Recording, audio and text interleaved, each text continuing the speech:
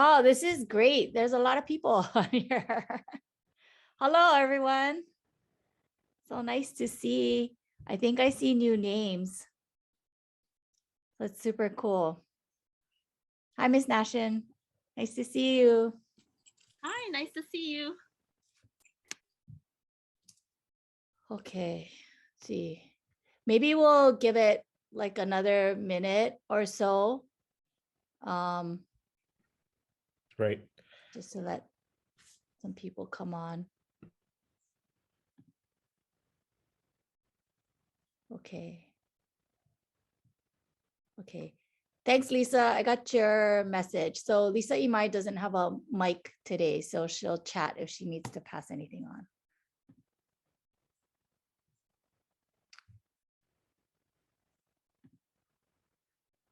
Wow, there's a lot of people. Yay. Okay. Okay. We'll go ahead and call this meeting to order at 6:01. Again, I'm sorry, I'm not good at this protocol stuff. So I think Ali, you present the meeting minutes, or Stanford will show it, and then we just kind of go through it. If anyone has questions or corrections, we could talk about that.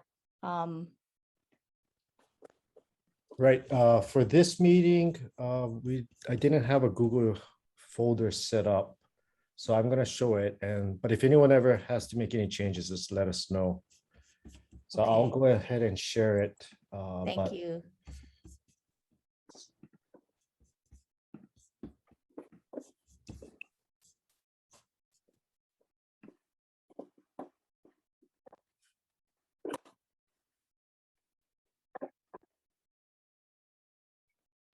So I think moving forward, we'll do a better job of kind of posting it to the PTA website in advance, and then give people time to take a look, so that when we get to the meeting, we're just kind of formally approving it or making the corrections. Okay. Right. One question was, how do we account for all the members that are present? I think Ali might have brought that up. So I can do a screenshot, but if people don't use their names, then it might be difficult, but we could try that. Good question.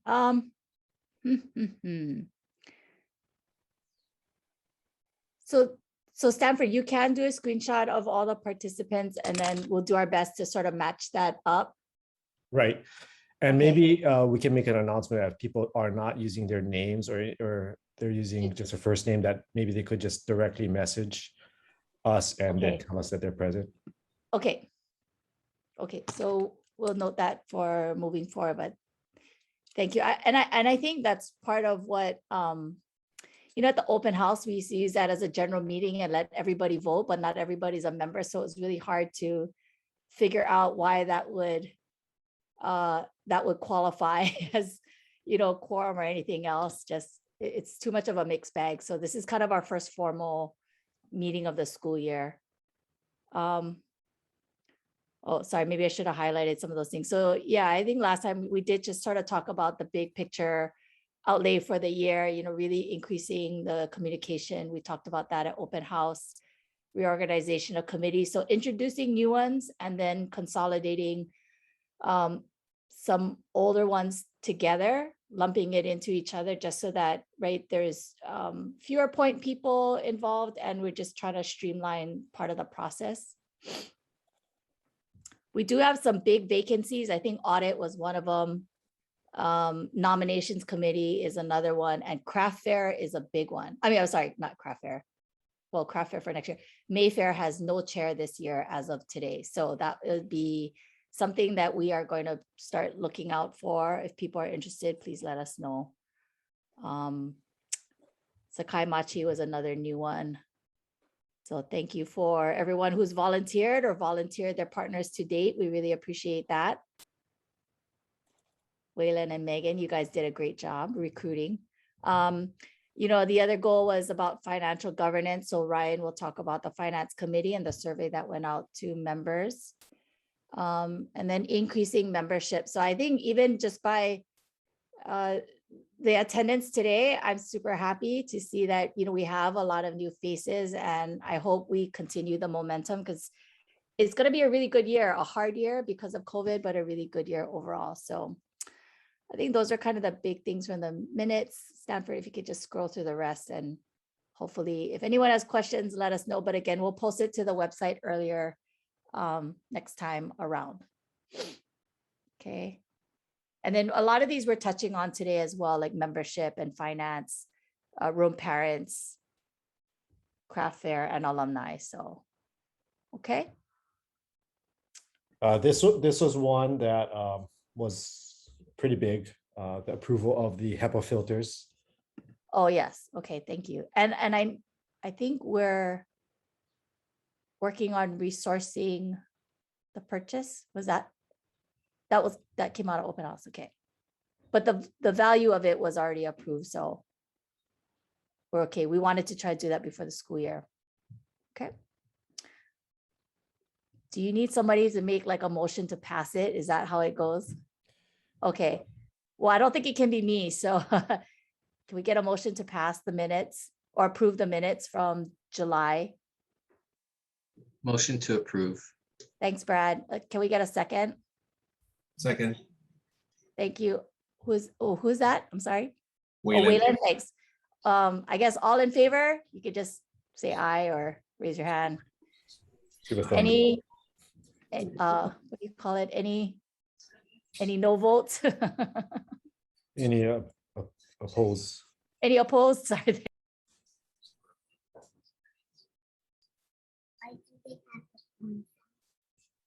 Okay, hearing no opposition, I guess that is approved. So thank you very much.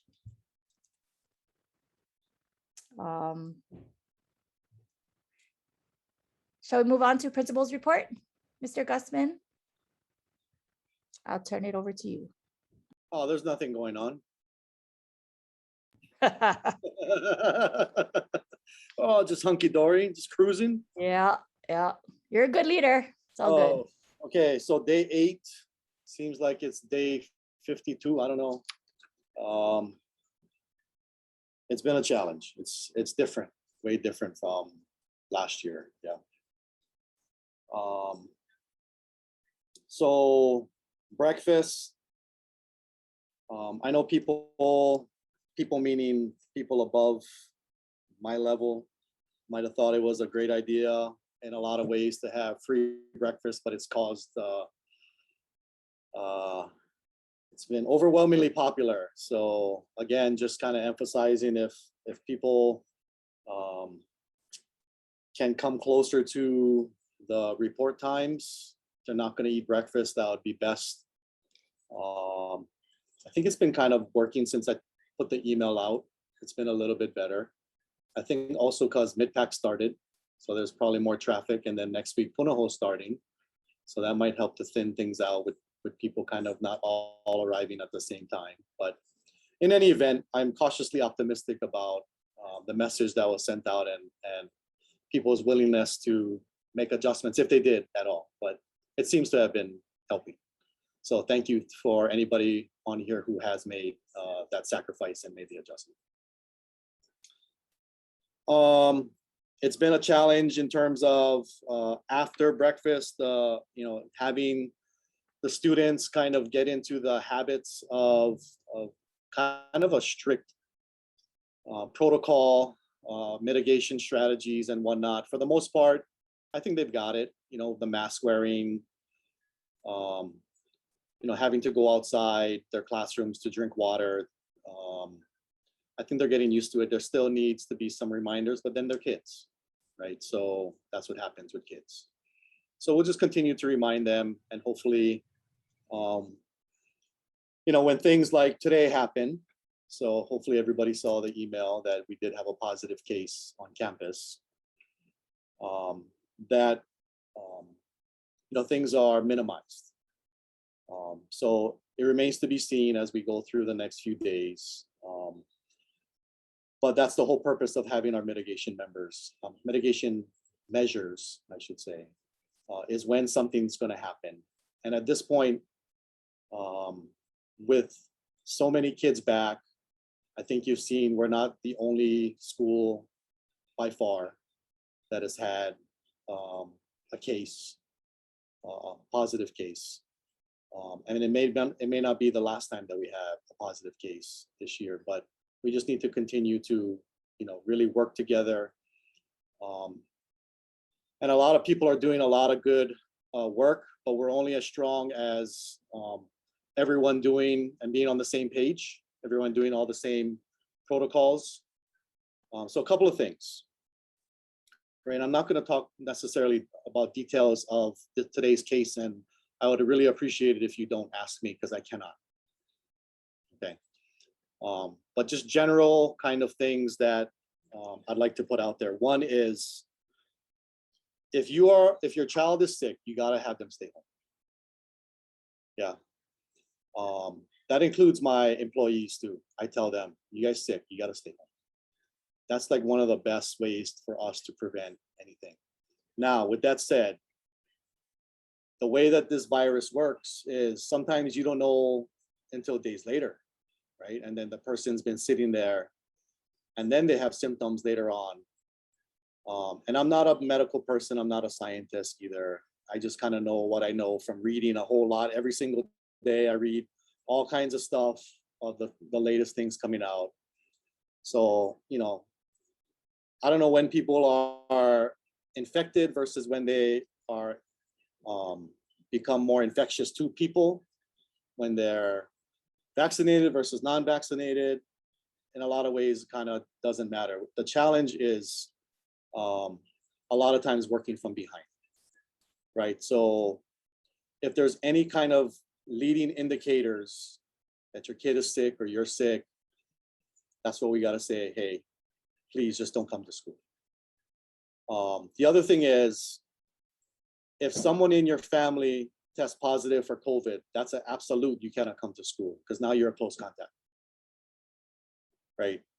If you have someone in your family is pending a COVID test, it's probably a good idea to stay home, but I cannot make you stay home until I get the results of that test.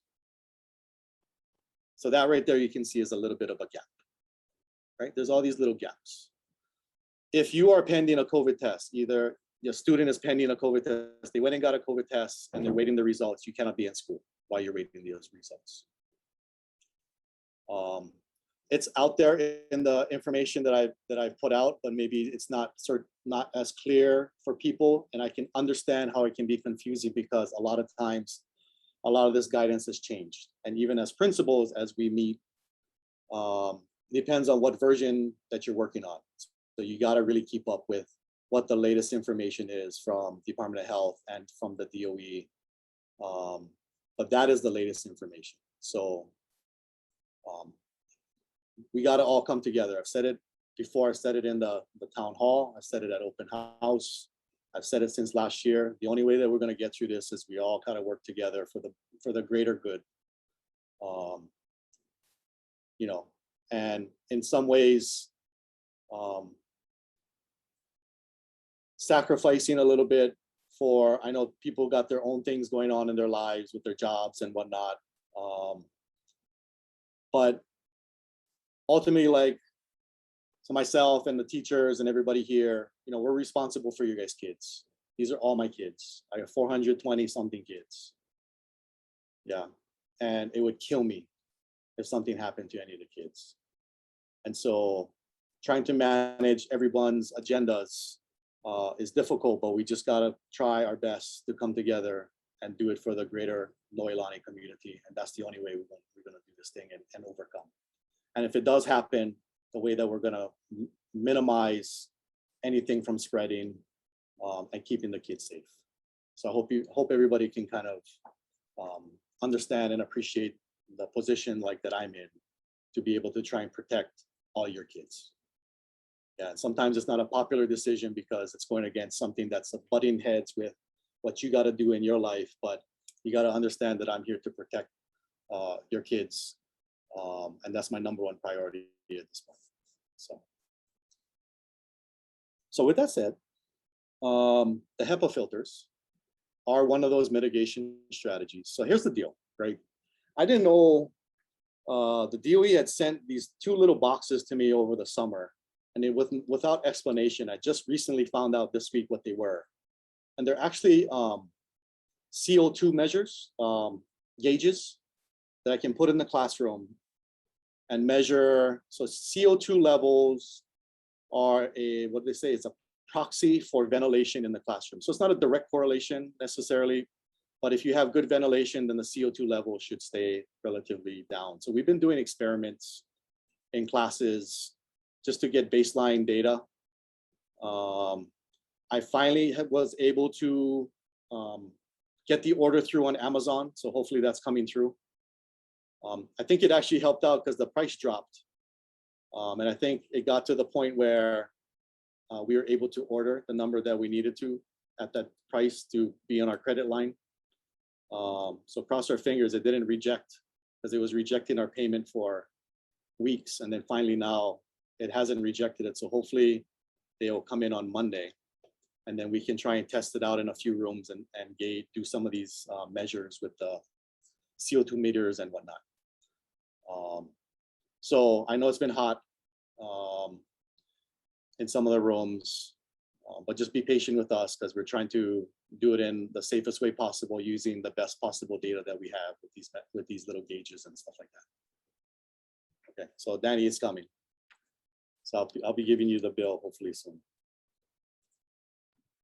Okay, just a couple other things, but at this point, is there any questions? I can try and answer some questions I might not be able to answer.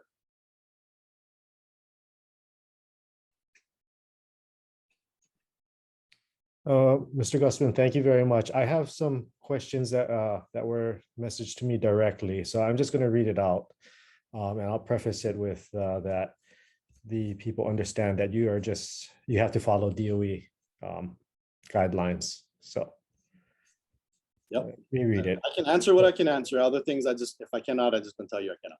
So the one question I had was that if there is a student or teacher with a positive test, will Noelani notify the entire class to give parents the opportunity to decide if they would like to test their child to be safe?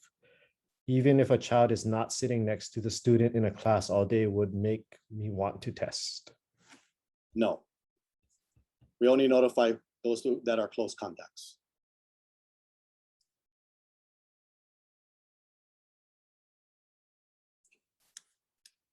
So if you didn't receive a call, then you're not a close contact. I made all the calls before noon that I needed to make.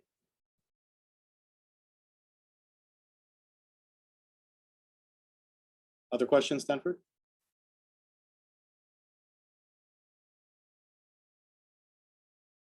Nope, that was the only one I got directly. If anybody needs to Anybody, I mean, don't be afraid. I mean, I'm as transparent as I can be. Mhm. Right? Certain things I got to keep confidential.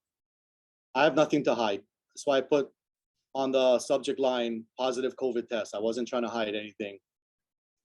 You guys have the right to know, but just there's certain protocols on certain things that I cannot. But you know, I did have a couple questions that I'll pass along from email. People emailed me directly. So one was, is school on, or are we out for the next 10 days? No, school is on. We continue as normal. The other one was kind of to your point about the close contacts. So we just do direct notification to those who are in close contact. Otherwise, everyone just gets the general notification. No.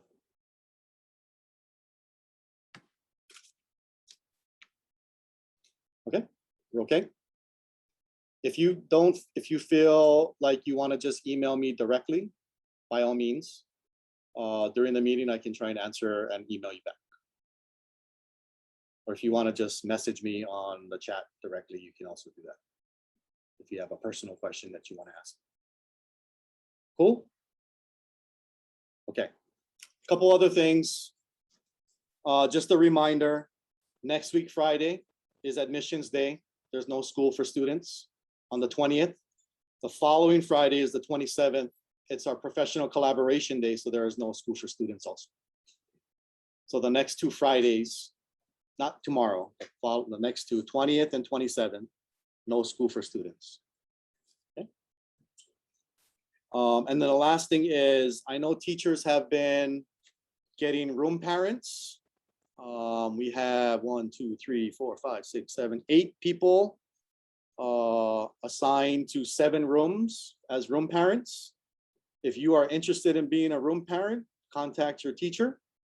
There is going to be an orientation on September 2nd at 5:30. It's going to be virtual. And I think Danny and maybe some other people, maybe Danny, I don't know. PTA is going to be there to talk about the role of room parents and how the PTA will be utilizing the room parents. Other than that, that's the end of my report. Okay, thank you so much, Principal Gusman. I think for a lot of people who have not been sort of in and around COVID cases, over the last year and a half, it can be kind of scary. I think the one thing that we're seeing just anecdotally is there's not a lot of community spread in public places like school or work or whatever. It's really at the home setting. And so, the protocols that are in place are really great and it's working really well. And, just the transparency is much appreciated. So thank you very much for that and for keeping everybody safe. Right. Schools are a reflection of the general community. The general community has rise in COVID cases. Schools reflect the general community. What we've been seeing, we just had a principals meeting today, is in general, schools are not places where COVID is starting. It's coming from the outside, and then we just have to deal with it because we have to report it to everybody. But our job is to try and minimize any kind of spread, hence the mitigation strategies. So. Yeah, for sure. So thank you very much. If there are no other questions for principal, we will move on to treasurer's report. So I think, we're still kind of making a transition in our budget situation. We're trying to pivot because of COVID and some other reasons. So we do have a finance report coming up a little later on in this meeting. Chris Shitagi is our treasurer and she will give her report for this month. So I'll turn it over to Chris. Hi.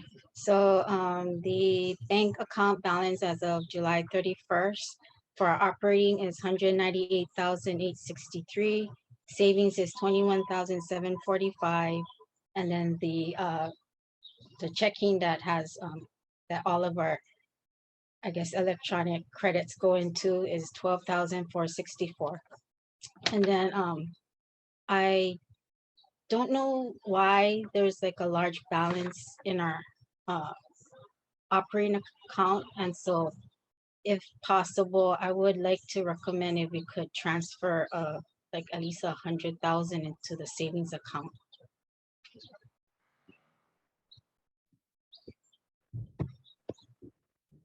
Do we make a motion on that today? Is that okay? Okay, so I guess I'll make a motion to move 100,000 from $100,000 from the checking account to our savings account, which doesn't change the balance at the end, but it's just where the money resides.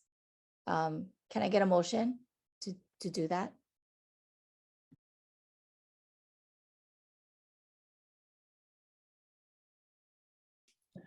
I second that, Danny. I just got a quick question. So I'm curious, how did it go from 237 down to 198? I think 237 is the total, Ryan. So it's still at like 233 total. Just the way that she's reading it, it's split off into checking, savings, and then the electronic funds. Oh, okay. Yeah, so we're just talking about the balance. So I think if Ryan, you can change your thing, and you have to make the motion. I don't think I can do it as president. So if you make the motion, somebody can I'll second. motion to transfer 100,000 to the savings. Can we Second. get okay, thanks. Okay, motion or what is it? Shoot. Can we get a All those in favor? All those in favor say aye. Aye or Raise your nod hand. or Sorry. Thumbs Not up. my. Anyone opposed? Okay, motion passes. Sorry, that's not my strong suit, dude. Okay, so Chris, you can move that money then.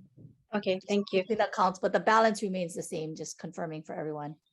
Yes, it stays the Okay. same. Thank you. Okay, thank you. Just carrying over some old business from last month, and I know a lot of people were not on that call, but I think I had proposed that we change sort of our board term / fiscal year term to be more in alignment with how the school year ends and finishes and how we transfer, responsibilities to the next group. And so I was proposing to do it from May through June instead of July through June, because that means that if I graduate out in May and my responsibilities fall into June, I really don't have any more connection to the school, and the next board should get 2 months to do their thing rather than 1 month over the summer. So I wanted to open that up for discussion. I think it makes more sense because I think we had a hard time this summer sort of scrambling from from June through July to get one big turnaround before the school year started. If you had 2 months, it's very helpful. And there's a better transition time, I think, between graduating families that might be on the board to those taking over. I'll open it up for discussion for a few minutes. And if there's no discussion, maybe we can just move to talk about changing it in the bylaws.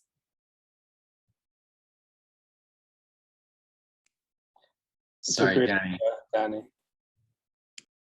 Yeah, go ahead, Would Brad. it make sense to have it be even before then so that you already have, I guess, I mean, you're running it through the end of the school year, but kind of you get started and you can introduce who, but the elections happen before anyway. Yeah, I guess it doesn't really matter.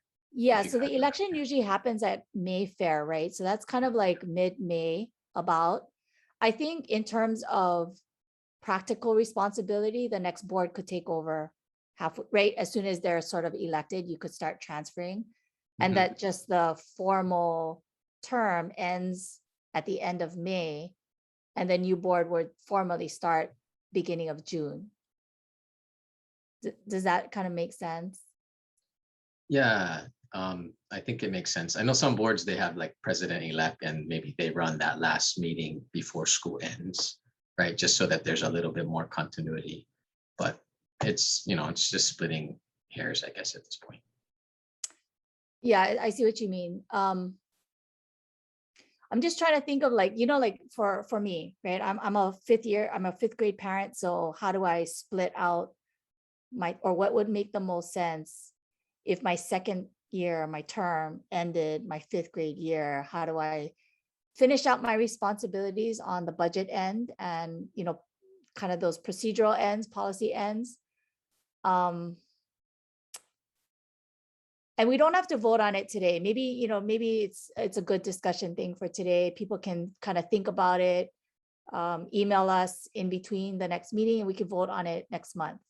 I don't want to spring it on anyone, but it's something that I was thinking about that I felt it was a little difficult over the summer. So, and a little awkward, right? You don't want to, everyone is trying to approve budget in the June meeting, but people are moving on and you don't really want to say too much because it's not really your meeting still yet. So it's kind of an awkward situation, I thought. Okay, why don't we do this? Let's kind of throw that out for discussion. If anyone else has any thoughts, we can take it today, but we'll vote on it next month. Okay. Anyone else? No? Okay. We'll vote on it next month then, but thank you for the input. Okay, moving on to new business. First of all, I just want to say thank you to everyone for attending open house, for those of you that did, and really need to give a shout out to the people that helped out with that video, because that was kind of a crazy undertaking. And, we didn't know that we had some HTY families in the house. So Megan and Eric, first of all, thank you very much to the Johnson family, because that definitely would not have been possible without you. And I think, being able to post it to the website and social media really is going to help us get our name out there. So thank you to Stanford for that drone footage, because that was super awesome. And it's kind of the way to connect moving forward. So this is just opening the doors for future PTA, leadership to kind of take that on, sort of morph it into something that grows. So again, thank you to that. Many thanks to Lisa Imai for really, revamping the website. I think what we're trying to do is provide more informational, like hot topic items on the top of the website, whether it's the video or here's the topics for the month. We're trying to relook at how we can do it. In addition to posting the technical, right? Posting the meeting minutes, posting the agenda and the officer info, that's fine. But really trying to figure out how to be more engaging with the community. So definitely appreciate that. And to everyone, that was kind of on these core committees going in through the summer, craft fair, PTA sort of wrangled people in. You guys know who you are. So definitely appreciate it, because we couldn't have prepped for the open house without you guys. So thank you very much. And yes, I think Stanford received a question earlier. There was a very short slide in the video. We are giving the teacher appreciation or staff appreciation gifts like we do every year. That was the passing the envelope to Tracy Ho. I tried to explain that in the short time that we had. So yes, we are doing that again. One thing I want to bring up as general business is maybe next year, something to think about. We were trying to figure out how to get more PTA involvement this year, but in light of COVID, we couldn't be on campus. If we can create a banner that we can use year after year, it's something that we can do out of this year's budget. Let's look at doing like a welcome back banner from the PTA, something like that. We can put it up, right? As people drive through, people would see it, and we can give some basic website info, etc. So that's something to consider. We can prep it this year for next year. One other thing is, really want to look at creating a Zoom account for the PTA, or taking on the expense for a Zoom account. Maybe this is something we can vote on today, because we've been using Stanford's personal Zoom account like this whole summer. So for craft fair, finance, whatever PTA, we've been using Stanford's account. So thank you very much to Stanford for that. But I think this is the way of the future, right? This is the way that can connect to the most people in a way that's convenient for them, whether we go back to in person. I think there will always be a digital component. So I'd like to get a motion for the PTA to, look at purchasing its own Zoom account. We can come back with some costs next month, but we definitely need to move forward with that that option. So can I get a motion to move forward with that expense? I'll do it. Hi, it's Laurie Lay. Thanks, I make a Laurie. motion. I make a motion for the PTA to fund a Zoom account to be used for upcoming PTA events. Thank you very much. Can I get a second? Hi, this is Dana. I second. Thanks, Dana. All in favor? Aye, raise your hand. Okay, any opposed? Okay, hearing no opposition, that's passed. Stanford's already been looking into it for the cost purposes. So we'll continue on that path, and we'll kind of report back to the PTA what that operating expense looks like for the year. But this venue definitely works well. I think we can reach a lot more people this way. So thank you for that. And the last thing under just general business is this email reconciliation. I think there's more email addresses out there than we know what to do with. So if we can kind of get it down to maybe the one that membership was using, I think it's like noelanipta@gmail.com or something, rather than president@noelani PTA.org and vice president. It's too hard to track. So if we can consult, I don't know what everyone thinks, but having one email repository would be helpful. We don't have so much that goes through there. I know we use a lot of personal emails to just communicate regularly, but I didn't know if that was something that we need to vote on, or I just wanted to bring it up, but it's kind of messy. And again, just trying to help get us to a more streamlined way of doing business. So does anyone have any thoughts on that? Danny, I know you and I talked about that, and I agree 100%. But are we gonna have someone that's dedicated to checking that email and then kind of distributing emails appropriately, or at least notifying, whatever, whether it's finance or treasury or whatever? Yeah, so what I was thinking is every year, right? Well, whoever the board is should be able to update maybe the password or something like that. And the board should have access to it because it's not confidential, right? Confidential stuff can be sent some other method. But then that way, if I log in and I see that we got an email, we can just make sure that whoever's in charge knows, or we can, work on it ourselves, and you can log in and check the finance questions, etc. Well, Again, I don't think we get a ton of messages that way. So Craft And- Fair has its own, but that's it. I totally agree. I'm not so worried about the confidentiality part, but I'm just worried that the balls are going to get dropped if the assumption is that everyone's going to be checking that email often versus one person having ownership, that they have that responsibility to check it often, maybe once or twice a week. Last year I checked it, but it was mostly because I ran membership and a lot of membership forms flowed through it. I know I gave you my recommendation as to who I thought should check it, but I think by not assigning someone, I could see some balls getting dropped, No, point taken. So I'll say, I think it should be the president's job at the end of the day, right? They're responsible for the group. So I would put it on them. Awesome. And you just have to forward it on to whoever the email's for.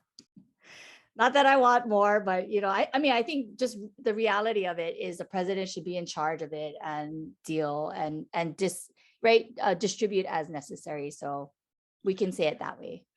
Okay. Yep. And Donnie, I think as you proceed through the year, Lorelei, not to add more to your plate, but you may find it may be better if it is assigned to membership, because I think 90% of the documents that flow through that email is going to be for membership. So, I think if you're checking it as president, you're just going to be really forwarding on 90% to Lorelei and Kristen. Okay, so maybe that's Lorelei. I see you Sorry, smiling. Lorelei. Okay, yes, I think we can kind of work through that. So those are good. That's a good observation, Ryan, for sure. And I think the idea of just consolidating these, accounts would be super good. Like we couldn't even, we didn't really have a place to put a Google Drive to put documents and things like that. So, using this year to kind of set us up for next year is a great thing. It's not boiling the ocean this year. We're really trying to set it up well. So, okay. So we'll kind of move forward with that. All right. So I'll move on to membership with Lorelei, and she'll give her update. Hi, everyone. I'm going to go ahead and put a couple links in the chat, but I just wanted to encourage everyone, if you haven't already, actually, if you haven't joined the PTA, I'm going to ask you to hold off into September. And the reason being is the Give Aloha drive through Foodland. That's when it starts. And how it works is you go to Foodland and you make a donation there, and then you would send us a copy. And I'm going to send this all out through Mr. Gusman the details of the Give Aloha campaign. And basically, Foodland matches that donation. And so if you haven't joined the PTA, if you can hold off until September, and I'll send out a reminder through Mr. Gusman to everyone to join then. And so I'm just going to put a couple, I guess, information, because one thing is you're going to need the enrollment number for Noelani Elementary PTA. And I'm going to stick that in the chat. Oops. And again, I'll put this all in an email, but when you make a donation, you want to make sure that it goes to Noelani School PTA. And another thing that I'll put into the chat is, and you probably already have this bookmarked on your computer, but if not, I'm going to put our PTA webpage there. And thank you to Lisa for making it so clear. If you scroll towards the middle of the page, there is join the PTA hyperlink there for everyone. So again, if you haven't joined yet, if you can hold off until next month, I'll send out the information via Mr. Gusman for all of you. I'm also going to, there's a bulletin board on the rainbow fence by the Noelani Gecko. I'll post some information there. That's going to be our PTA bulletin board, and we'll post stuff periodically throughout the school year on that board. Thank you. Thank you so much, Lorelei. Definitely appreciate it. I think, you know, if anyone's companies do matches, sometimes the, you know, the membership drive, especially through Give Aloha, you can kind of double or triple, right, your donation. So your donation, Foodland, and your employer. If anyone wants to check, right, with themselves. So thank you very much for that. Any questions for Lorelei before we move on? Okay, let's move on to Alumni Association. This is like a new thing that we're trying to launch this year. So, you know, as we develop this plan, you know, Kristen and I have been talking about like what the opportunities are. So again, this is kind of a launch year. We're in development, so we're looking for everyone's feedback. And Kristen, take it away. Hi, everyone. Thanks, Danny. This is really brief because this is still just in the ideating stage. I was really excited when Danny approached me and mentioned the idea of an alumni group association that could support the school. I'm a former Noelani student. I was there from kindergarten to, at that time we had 6th grade, so 6th grade. And then I also taught there. And so I was thinking about all of, you know, my 12 years of students and their families who, you know, I had in my class and have such affection for the school. And then I have a 5th, well, now he's a 6th grader, but he just finished an amazing, you know, elementary years at Noelani. And so as a now former parent, well, I'm still current parent because my daughter's there, but I feel like also a former parent because my son is now out of the school. So I think about all of those, kind of all of the different hats I wore and just how much Noelani has meant to my family. And I know that it means so much to so many families that have walked, you know, gone through Noelani. So I love the idea. I again, we're just kind of started brainstorming, but some ideas that we've tossed around is just really sending out some information to graduates of Noelani and also families that were, you know, very active in the PTA in the past. You know, they put in so much time and love into, you know, poured into the school. And I think that they would really be happy to hear from us and happy to reconnect to Noelani and give back. So we were just brainstorming some different ideas, maybe like running a, you know, selling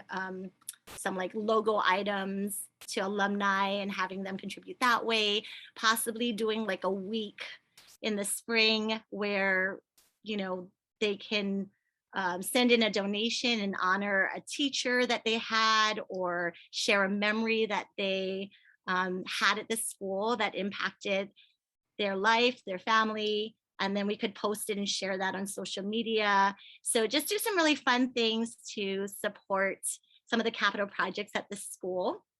I love, Steph, your idea for like a tagline.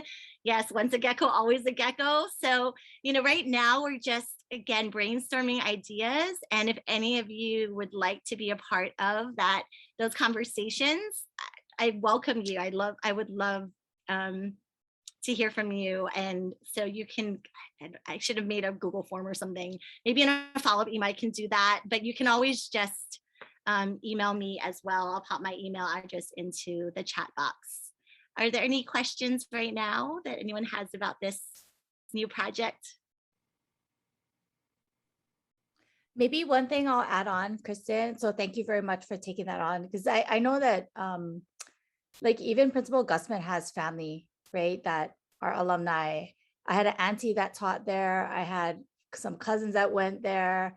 My uncle was super involved in the PTA. So I think there is a lot of interest, and we're trying to really tap that community, not just for the camaraderie of it, but really to help balance out some of the fundraising efforts. I think what we're seeing this year is we've been running sort of this deficit budget situation, and we can't keep up just as a PTA. And we're always looking for ways to help offset some of that fundraising effort. Again, not just from the camaraderie perspective, but there's so many more alumni families than there are current PTA families. And so how do we, you know, leverage that to our advantage? I will kind of throw in that we have this crazy idea that whatever we sort of get in terms of logo items, you know, and we're looking at golf shirts, et cetera, that somehow we have a couple of really 7-degree of separation connections to President Obama. We're going to try to get him to wear one maybe and see what we can do about tagging it. And so, I mean, that would sort of help the launch, right? I mean, it's a big push, but we have some connections. So we're going to try to use those. Anyway, it's exciting, super happy. Yeah, so I think after this, Kristen, maybe you don't have to type your email in here. What we'll do is we'll take everyone, you know, whatever you want to use as your contact information, we'll take it after this meeting for committee chairs, and we'll post it to the, you know, maybe to the meeting minutes or the website or something like that, whatever you're comfortable with publishing. Maybe it's the info or the Noelani PTA at gmail.org, and we can kind of filter it that way. Okay, so we'll kind of go from there. Are there any questions for Kristen and the Alumni Association Committee at this time? I'm straddling. I have one alumni and one soon to be alumni as well. So I'm definitely on that boat. I'm all gung-ho for that committee. Yes, Helen. And Helen just posted, I think she's in that boat as well. I love that idea of like different classes hosting like service projects or fundraising events. Yes. So fun. It'd be fun because it's almost, you know, that my son is a senior this year. So it'd be like a cute little reunion opportunity for them also before they all go off to college, where they could get together and do something like that and then get back to their school. So, I mean, Car wash is a good one. talking. Good one. Like that, for sure. Thank you, Helen. See, you're lucky I called you out on the PTA Put slide. them to work. Okay. Any other questions? Again, I think we're really looking to do what we can with this. So any ideas are welcome. Okay. So I know we're kind of rounding out to 7 o'clock. We have a lot to cover today, so I appreciate if everyone could just stay on a little while longer. Moving on to Finance Committee, Ryan, you did a great survey, so definitely looking forward to your summary of the results. Yeah, so I'm gonna share my screen here, which I don't know how to do. Stanford, can you talk me through that? Okay, I just made you co-host, so now you should be able to share. Okay, maybe that's why. So, and where do I find that? Should be at the bottom, share screen, right in the center. I do not. Oh, okay, got it. All right, desktop. Okay, cool. So first of all, thank you to everyone that participated in the survey. Without everyone's participation, we wouldn't be able to get the pulse of the broader PTA audience. So that was very helpful.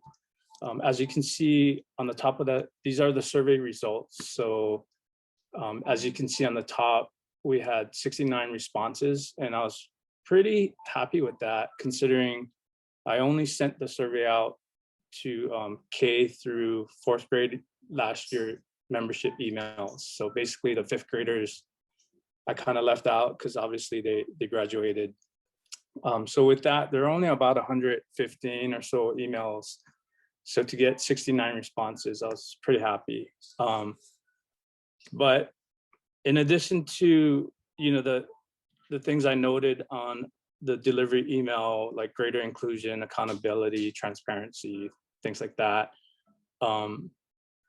What I found really nice with this survey was that it allowed the silent majority to have a voice, and it also allowed people. So, to the people on this conference, if you weren't aware, finance committee hosted 2 finance meetings, but not everyone can make that meeting. So the good thing is that people can log on when they have the time, throw in their vote, and then now we have a broader perspective of what the people want. So I won't get into every question, but what I do want to mention is that the narrative to this survey, because we're running short on time, is really that the PTA parents are very supportive of the school, and mostly supportive of the PTA spending money towards, 1, enrichment of children, and 2, towards supporting people positions. So they're very supportive of that. I'm not saying they weren't supportive of capital improvements, i.e. like physical things you can touch, or campus, or curtains, or whatnot, but they were less supportive. So in the interest of time, I'm just gonna quickly breeze through it, but you see there's the notebook planners where you had a high percentage of people in favor, which is this blue arc here. Getting to the principal's discretionary fund, I mean, this looks like 70%, but this 25% here reflects that people felt, we should increase the funding towards the principal's discretionary. So honestly, this was the most supportive section. Moving on to part-time teachers and whatnot. So we had a PE teacher, a music teacher, and a technology. I inappropriately or mistakenly labeled it technology teacher, but I think it's a technology assistant. But the bottom line is the results you could see if you add up the blue with the increase in funding section, which is that yellow portion there, yellow-orange portion. You could see that generally the PTA audience or the parents were very supportive of these things. To include all 3, not to say that we're going to have them. And I know in a COVID environment, probably music is off the board, and remains to be seen if we can even recruit a technology assistant. But these are the results, and I think it's great. It shows what the people want. And then I had asked, hey, do people, if we could add other positions, not to say we can. I mean, obviously, Noelani has a curriculum and only so much time in the day. So, if we can even add on another position, I don't know if that's possible. So after school, enrichment is definitely a place where we could put this, but, half were in favor, half weren't. To summarize, generally, I would say that the additional part-time positions parents wanted to see, the highest vote was, or suggestion was, Japanese, and then Chinese, then followed by art.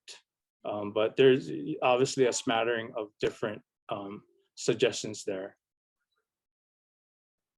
This section here just shows you that people wanted to see these extra enrichment positions, but not at the expense of losing the 3 core positions that we have listed above: the PE, technology, and music.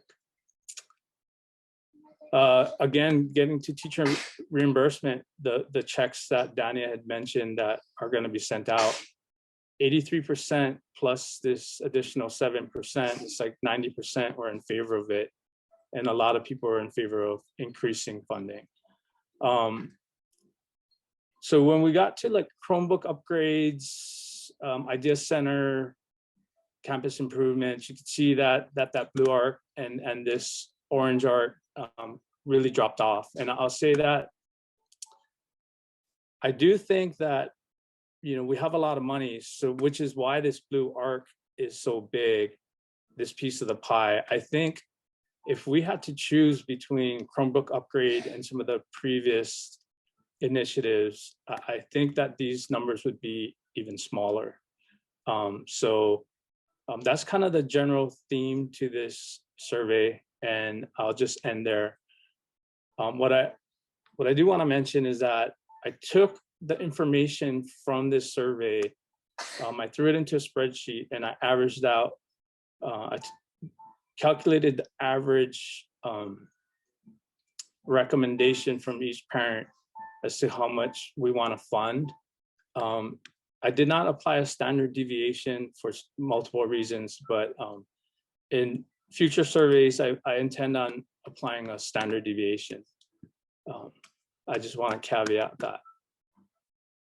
But my point being is that by averaging out everyone's recommendations, then this is how we came up with these figures. So Stanford, just give me a thumbs up. Can you see a difference between this light blue and the dark blue on my spreadsheet? Yes, you can see it, Ryan. Okay, so the dark blue are the portions that were on the survey, and these have been corrected based on the responses that we received from the survey. So all of these figures have been updated to include the student planners.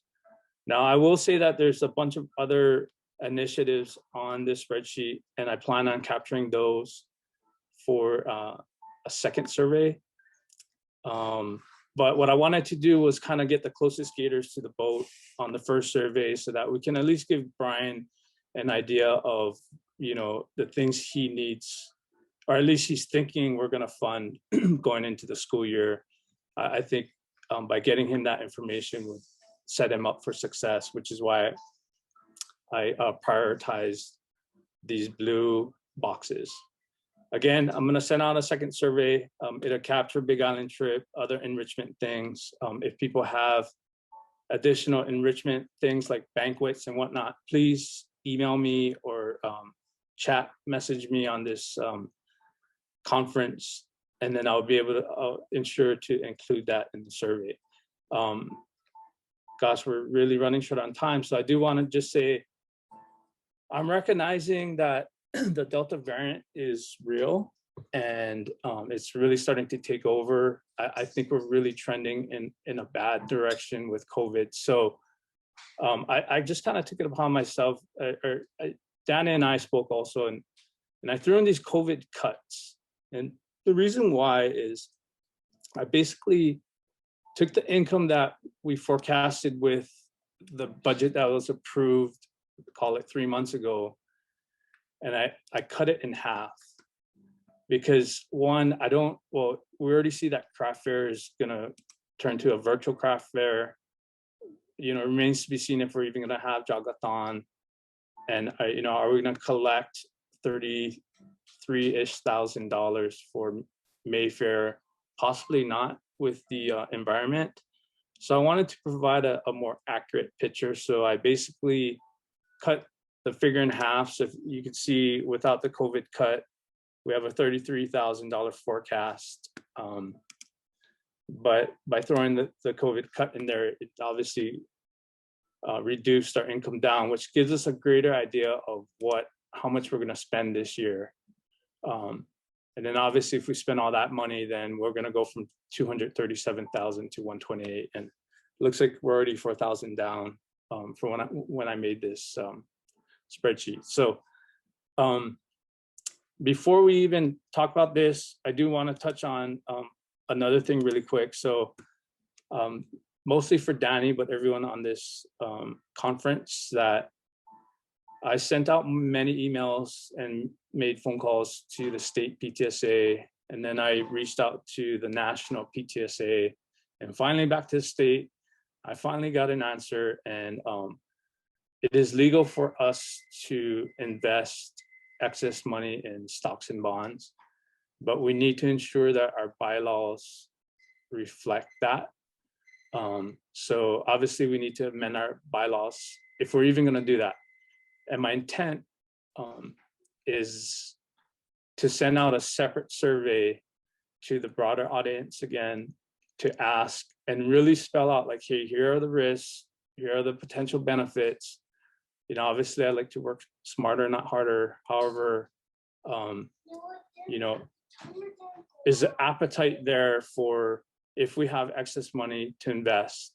And I personally would feel more comfortable if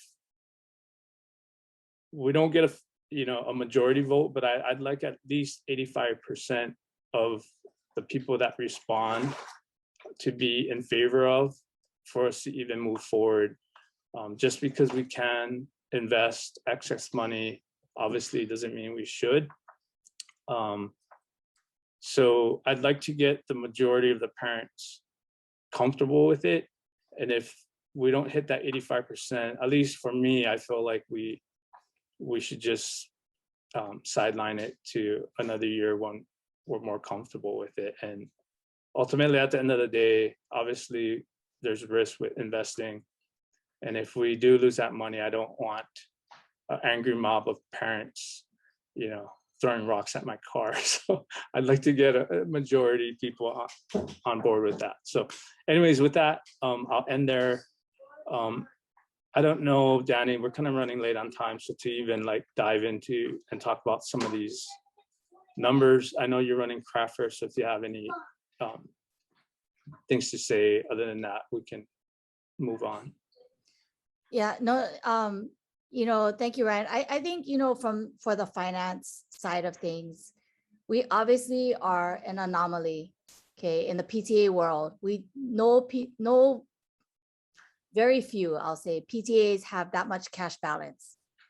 And so there's been a lot of debate over the summer about what we should do with it. And to Ryan's point, there are a lot of options, a lot of opportunities to do things like investment with the money. But there's a lot of nuances that come with that. And it's probably going to be more than, right, just a couple of votes. We're going to need to have a lot of discussion. I think what both Ryan and I had done since last year was sort of pitch this idea that, and we had looked at investment statements, that can be incorporated into bylaws for nonprofit organizations. I think the challenge for us is there's going to have to be a lot more context around what that investment program will look like. Because at the end of the day, a lot of us that are raising money for the school are not going to be here to understand the benefit or the loss. And so that long-term projection is something that we really need to kind of grapple with if we're going to do it. And obviously, if we take on a lot of these changes this year, especially in light of COVID, we spend more than we bring in. When are we going to start balancing the budget? I think for me, just as a parent, not as president, I'm very interested in coming to some kind of balanced budget before we invest. And again, I think the best part of this year, I will emphasize this all year, is the best part is we have different ideas. And that's the whole point of being engaged and being collaborative, and not sort of everyone thinking the same way or just going along with it, because that's what we've always done. So, we're definitely welcoming conversation around this piece, especially this topic. And I think, personally, I think it's going to take all year to figure this out, because it's something that we've never done before. We've never really dove into the concept of investment or what cash balance we should have in the end, how we're going to raise money. And I think for part of the finance perspective is not just where we cut expense, but how we drive income. Okay, so that's super important to me this year. So I think we could talk all night just about finance in general, but we do have a couple more topics that we want to cover tonight. So yes, I apologize. We are at the top of the hour. I hope everyone can stay on. I can see that some people have dropped off already. We'll try to do better in future meetings to keep to the hour. I do want to touch on Boy Scouts for just a second. So I want to add in Brad Araki. I believe you're a Boy Scout master or den master. I don't know what you call it. I'm sorry, but I want to give the floor to him for a few minutes.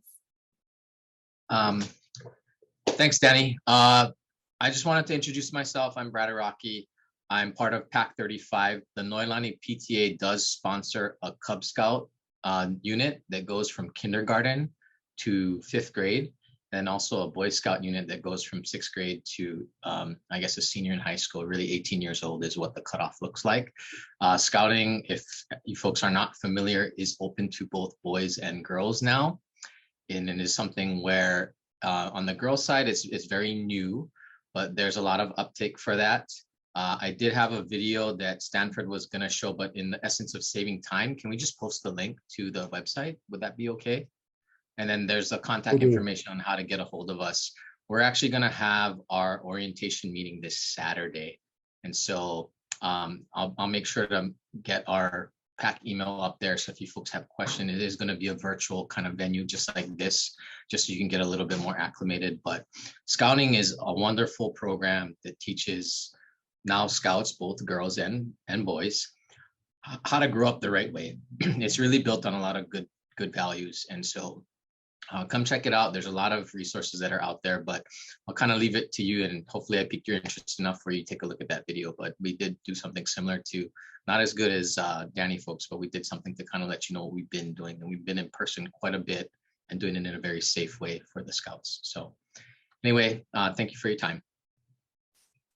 Thanks, Brad. The meeting or the orientation you have on Saturday or the open house, we'll send that to Brian and see if he can, e-blast that out to the school. Okay. And then, yeah, we'll get your information too. We'll also post that to the website. We'll kind of do the same thing, right? Just as much information as we can share with the school, we're going to do it. Right. It's a big benefit. So thank you very much for that. I'm going to turn it over to Steph for a minute. Steph, I'm not sure if you're picking up kids or you have time to talk. Okay. Because this is, again, a new initiative that we have this year. We're trying to do more of a grassroots communication effort with room parents. And Steph has been my room parent for, I don't know, almost every year that we've been at Noelani with my son. So we're in 5th grade together now. She's just so good at it. And I thought she'd be the perfect fit for the position. So I will turn it over to Steph. Hi, everyone. Thank you, Danny, for the introduction. My name is Stephanie, and I have a 5th grader at Noelani. My older son also came through the school. Nice to see you all here. So one of the things about this, role, this room parent liaison, is it's new. So again, there's a lot of opportunities for us to shape what this might be in the future. But I just thought I would share some of my initial thoughts about how we might serve as a liaison or between the PTA and that communication we have with our room parents. So my thoughts are, I guess the purpose of this role is that, really strengthening that communication that, so perhaps after the monthly meetings, I can send our minutes and maybe the recording to the room parents and ask if they would like to share it out with the broader community. And, hopefully that will keep the whole school informed of what the PTA is doing and build interest in the PTA and, getting more people involved and so on. One of the things that I really appreciated as a room parent last year was during Teacher Appreciation Week. And Kristen, I know, was on that committee, and I apologize if I if I'm not acknowledging anyone else that's here, but you folks put together these amazing emails that you just put, it was like a template, and you said, okay, room parents, here's the email for the day about, like, you know, wear your teacher's favorite color. And you had all the data there for us. Like, it was like a spreadsheet, so we could see the teacher's name. If I'm remembering this correctly, I could be wrong with this, but I think like it was like I just had to go and like find the teacher and find their information, and then I could send it. And obviously it wasn't personal, it was things like their favorite color and so on. But it was really easy for room parents to then push that out to the entire school community, because each room parent sent it out to their classrooms. And so I was thinking of kind of following a similar template in terms of the communication coming from the PTA to the room parents, with maybe some templates that they could then send out to their parents. And so I haven't met the room parents yet. And as Mr. Gusman mentioned, there is an orientation. So I will be attending that room parent orientation, and just to kind of maybe connect with those room parents and kind of tell them a little bit about my role and how I'll be serving as that liaison for the communication, and giving a pitch about the PTA if they'd like to be involved that way as well. So you know, those are my, I guess, initial thoughts, but I'm definitely open if people have ideas of how we can, you know, bridge our room parents to get them as a source of communication out to the broader audience as well. So thank you.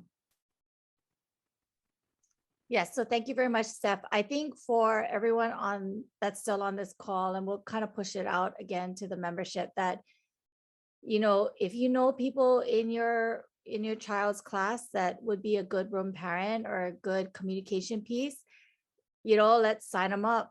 They don't have to be a PTA member necessarily, because we're all about advocacy.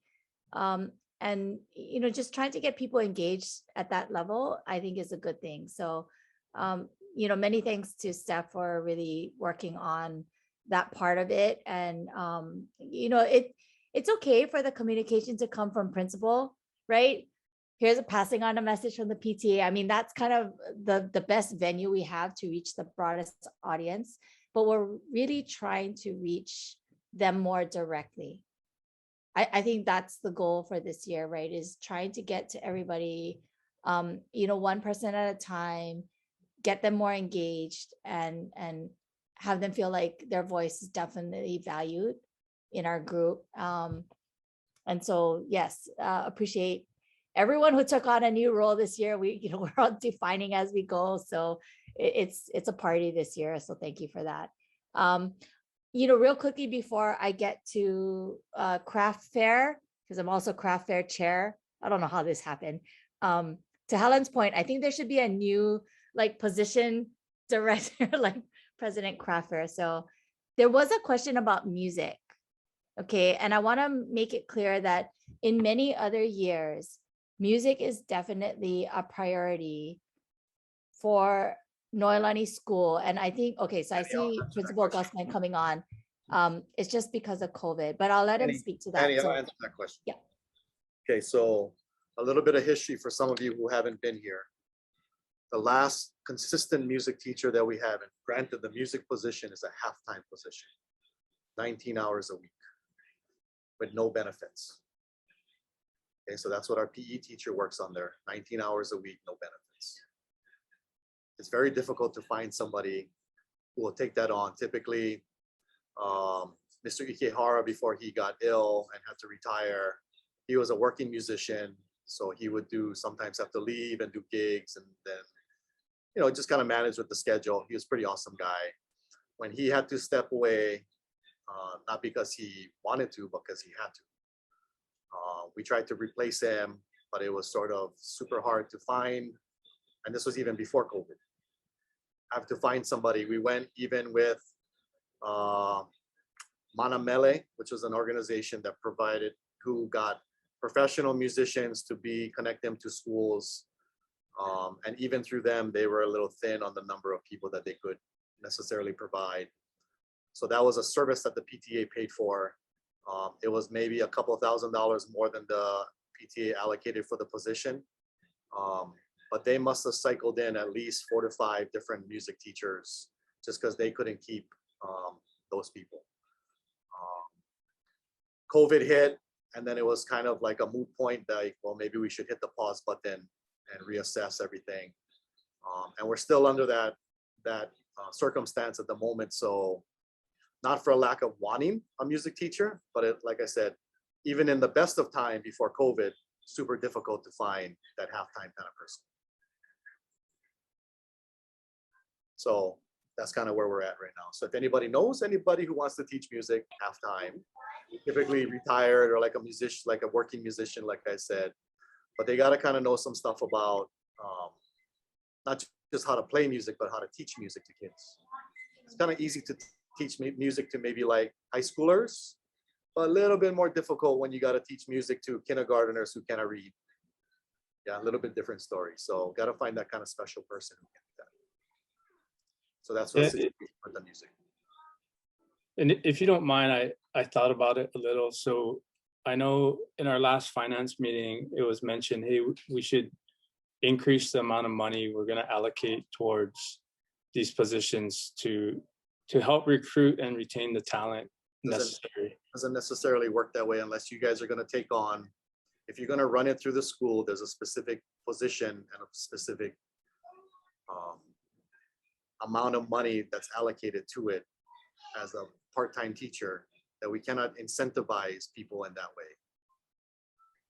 Because we're ultimately paying for the position and then you're reimbursing us. Unless you're going to take on the personnel cost yourselves and handle it on your side, then you still got to conform to what the state does. So you cannot. Okay, so if we by increasing money, that doesn't help then. Doesn't matter. Okay. So I think, Ryan, what we had talked about before, and we can allocate the money and do it another way. Like you mentioned earlier, right? And we talked about doing it after school. If we want to offer some kind of augmented program that is controlled off budget from the DOE, that's an option for us, maybe. Like how there were, I forgot what it was called, but basically we had these after school programs. Yeah. And there were like 10 of them at one point, but maybe that's too many. Maybe we just do art and music after school somehow, right? We can't bring extra teachers on campus right now. I think we have different issues with that. Like we can't do art shop. Right. But if we can find a way to use the budget to help manage a non-DOE program that qualifies for music or art, maybe we can look at that. So I think that's where we just need to have a budget, figure out creatively how to work that into the system, right? And how to reach the broader audience. Because to Brian's point, we're not going to change union pay wages and all that kind of stuff. I don't even want to mess with payroll. The issue with after school stuff too, just for consideration, is if you're not an A+, you're kind of out of the running for some of this stuff, unless the parents are going to come and pick up right away, right when it's done. Yeah, so just consider that when you're thinking about the broader audience of doing after school kind of programs. Right. It typically ends up being A+ kids. So I think even like art shop was open to all, even if you weren't an A+, but yes, on the day that you had the activity, they're asking you to stay an extra hour and a half or whatever after school. So yes, that would be, kind of the trade-off, but if that was the only way to offer it this year, then that's the way. But again, I think we just need to be creative about how we look at COVID and what our circumstances are this year, especially. Okay. So yeah, and real quick, Danny, so not that I'm saying this may be an option for this year, but the part that I brainstormed was, could we potentially, this is unrelated to the school now. So, there's another awesome school, Manoa School, which is like 5 blocks away. I'm sure they have additional enrichment programs. And if our PTA works with their PTA, we hire one, we split the cost, but we hire one teacher, and we basically share that music teacher, whatever it is, and that music teacher does Tuesday, Thursdays at Manoa, Monday, Wednesdays at Noelani, and then skips back and forth every other week. That might help incentivize someone, that's looking for steady employment. I mean, it doesn't take care of health benefits and things like that, but it's just a thought that I thought of. Is, Ryan, hey, and if things we- like that, Ryan, and things like that, if you're going over the 19 hours, then we're going to, as a state, we're going to have to pay them benefits. Yeah, so that's why I guess I mentioned this is unrelated to the school. Like if we take this on as a PTA initiative, So I mean, you're gonna become an employer and have to take on all the unemployment insurance and do all that kind of stuff for them, whereas we take all that on as the state. Yeah, so just make sure you keep that in mind too. I know you're trying to be creative, but in some ways it's kind of limiting. all right. Yeah, with insurance, I mean, I don't know if the PTA, if you guys would be really set up to do something like that. I appreciate the effort. Don't get me wrong, I really do. But it just in a lot of ways, the state does limit us in what we can and cannot do. It's not like, general business down, downtown where we can kind of be more creative. So, I think in the interest of time, it's coming on like hour and a half now. I want to say that I definitely appreciate everyone staying on, talking through some of these issues, because these are actually things that people care about a lot. And, the survey sort of brought that out. So it was really good information for us to look at and figure out what is a creative way to kind of not solve the problem, but sort of help support the families. And maybe it's not, an all-in-one solution, but it's definitely going to be something that we can do that's better than nothing. So let's continue to talk about it. And, again, everyone can email us or, through a website or whatever. So that's great. Sorry, I'm not following the chat very well. So Stanford, I don't know if you can kind of pick through it. I do want to touch on craft fair for just a second. We did have a meeting. We are going to pivot. In light of the recent, Delta variant, we are going to go to a virtual option again this year. I think a lot of us, well, I'm sad. Last 2 years have been very difficult for us to try to figure out what to do. But we are thinking of doing a virtual option, having an alumni tent, and having some food trucks. And the idea is not necessarily to make money, but really to continue the community sort of participation in this type of, fundraising opportunity for the school, and to put a name out for the school. So it'd be an all drive-through event. We will sell things online in advance, whether it's craft fair items, alumni items, food items, and maybe partner with some retailers in the Manoa community. So, an example is, I think Sanford sent it, Feast 808. We can make a Noelani bento. You can buy, family pack, or you can buy, X amount of bentos. In some way, we can get you a ticket or on a list. You go, you pick it up, within a certain time period. Chocolea was a great partner last year. We had a very limited amount because they weren't really in production. They are back now. So that would be another, kind of big opportunity for craft fair to partner up. And how do we use those relationships and leverage that to make the best of another virtual year? The fact that our elementary school population is among the group that cannot be vaccinated yet, we thought that it was prudent to not hold an on-campus event. And Principal Gusman agreed with us. So we're completely pivoted. We're about to send out an email to the vendors to let them know of this. Again, even in that, it will be a more limited craft fair committee, just because we can't have so many people on campus, but we will keep everybody posted.